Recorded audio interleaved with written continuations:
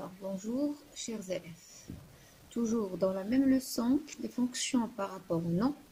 Donc, vous avez vu dans la première partie l'épithète, la fonction épithète, comme fonction qui est une expansion du nom. On a vu aussi le complément du nom. Alors, dans cette troisième partie, on va voir la position. D'accord? On va voir la position.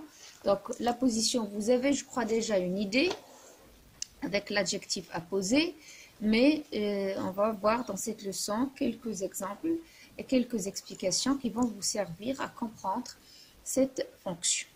Commençons d'abord par savoir donc qu'est-ce que la position. Alors, la position est également une expansion du nom.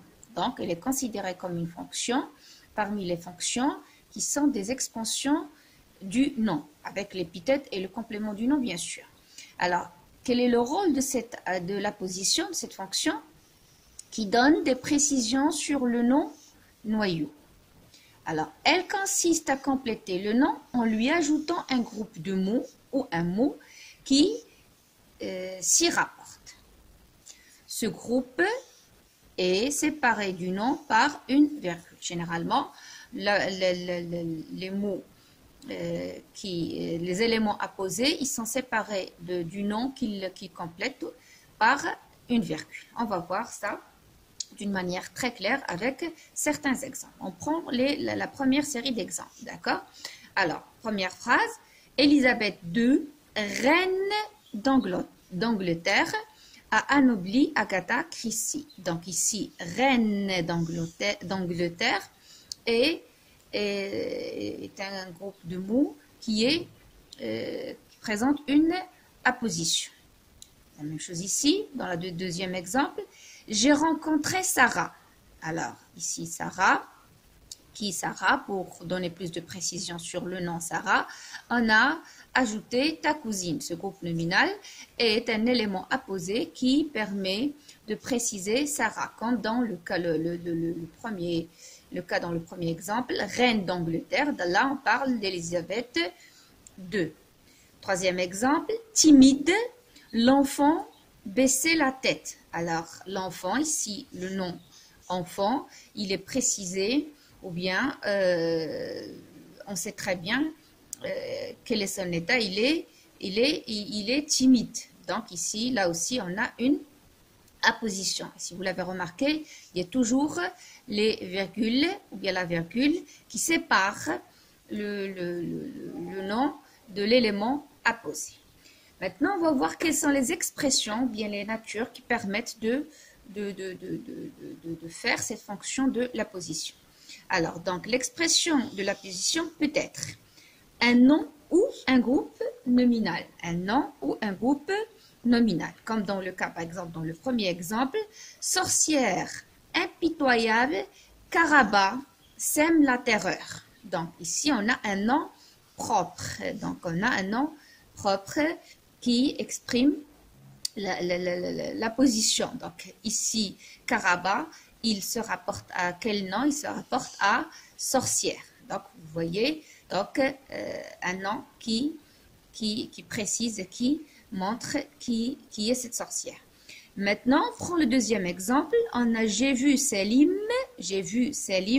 qui Selim, ton ami. Alors là, on a un groupe nominal qui sert comme élément apposé et qui parle ou bien qui précise Selim. Alors, c'est qui Selim? Selim, ton ami. D'accord? On prend un autre exemple, un autre groupe nominal apposé. Le catcheur. D'accord? Véritable colosse. Là aussi, on a un groupe nominal. Là, c'est l'élément apposé. Donc, véritable colosse m'impressionne. D'accord? Donc,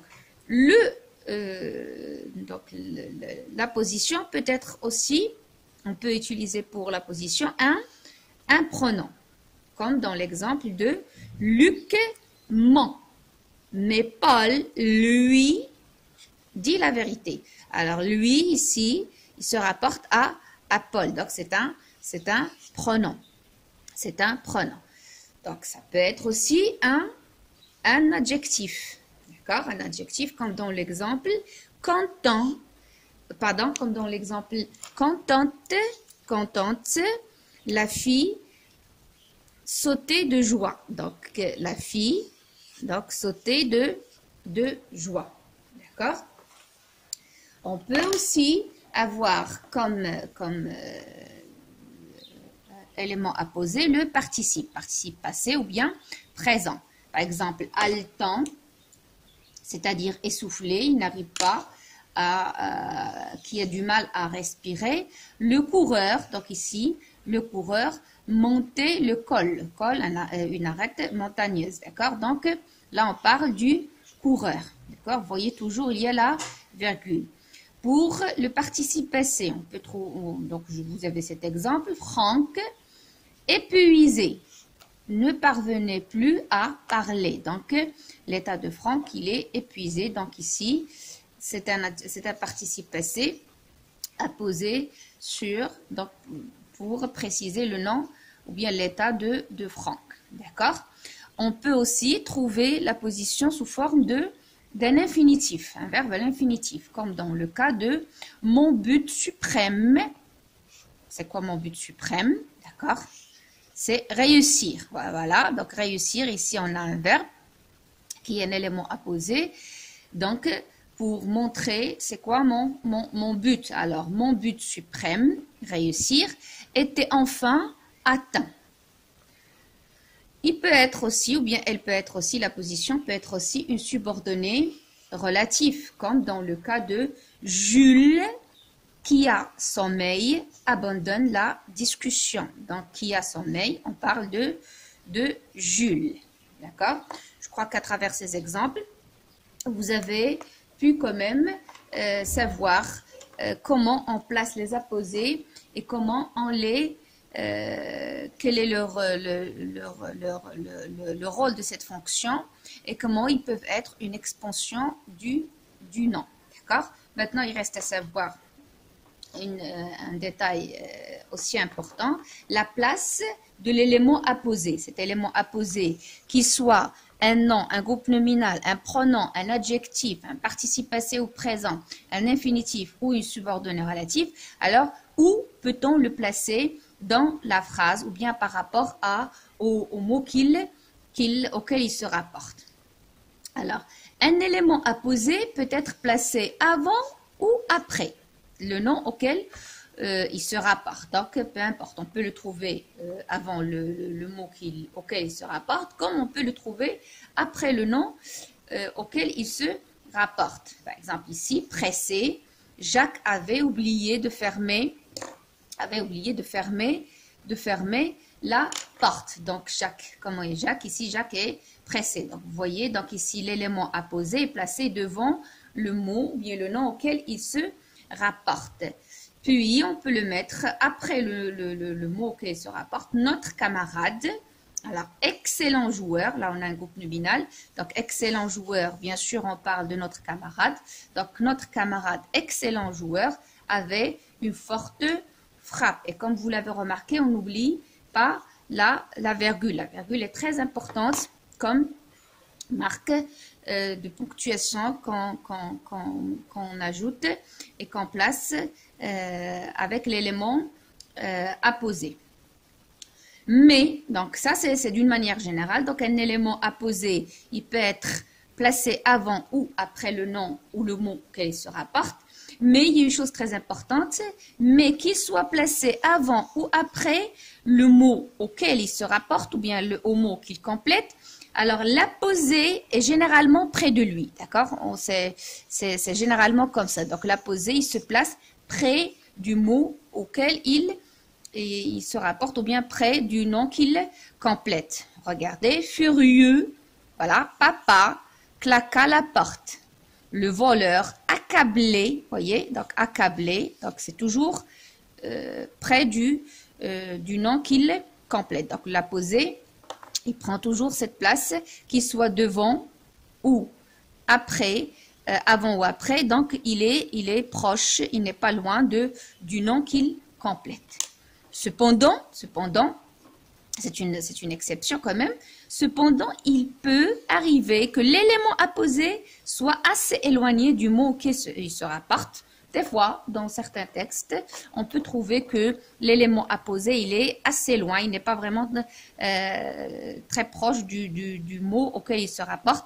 Mais vous devez savoir que cet emploi est toutefois assez rare. C'est pas vraiment un emploi très fréquent. Donc, voilà, donc c'est une autre fonction qui fait ou bien qui permet de compléter, de préciser le nom, d'accord? C'est la position. Vous avez une idée sur la posée ou bien la position sous forme d'adjectif. Maintenant, vous savez que c'est une fonction qui peut être exercée par plusieurs natures. Il peut être, donc la posée peut être un nom, un groupe nominal, un pronom, un adjectif bien sûr vous le savez, un participe passé ou présent, un infinitif, une subordonnée relative. Et une chose est sûre, vous devez la garder dans la tête, la position, c'est une expansion du nom parmi les autres expansions que vous connaissez très bien, comme l'épithète, comme le complément du nom. Donc la position joue le même rôle, elle complète, elle précise le nom. Voilà. Et pour bien maîtriser cette notion, je vous invite à relire, bien sûr. Si vous prenez votre manuel, la page 324, vous allez trouver une petite règle, la fonction apposition. Et vous allez trouver dans cette règle, dans cette définition, presque tout ce qu'on a vu dans cette petite explication.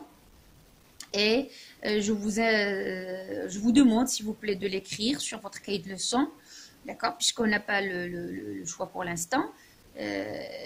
Donc vous l'écrivez sur votre cahier de leçons et je vous invite quand même à faire l'exercice de la même page, les exercices suivants. Voilà, l'exercice 1, 2, 3 de la page 325. Voilà, vous les voyez ici. Donc 1, 2 et 3 pour bien maîtriser cette fonction et cette notion. Et pour terminer, je vous dis au revoir, bon courage et à la prochaine vidéo. Au revoir.